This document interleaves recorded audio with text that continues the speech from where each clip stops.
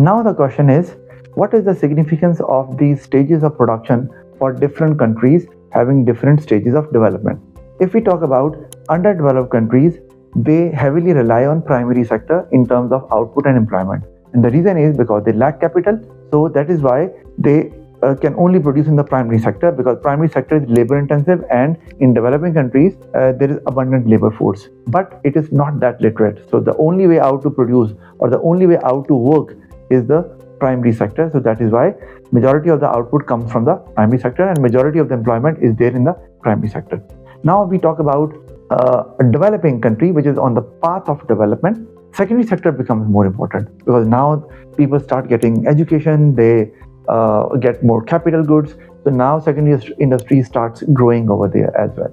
So majority of the people are employed in the secondary sector, and majority of the output of the country comes from the secondary sector. Now there comes developed country, right? So they heavily rely on the tertiary sector, and the reason is because now people have more income, so they can afford to have better schools, better hospitals, better recreation spots, better hotels. So all are part of tertiary sector. So once the demand for tertiary sector activities increases, service providers, they start providing such services to get higher profit. Okay, now in terms of employment, majority of the people would like to work in such sectors. Why? Because now they are educated and they know that they only have to put up mental effort.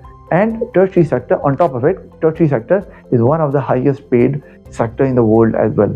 So people get high salaries for whatever work they do. The tertiary sector is important for developed countries in terms of output and employment.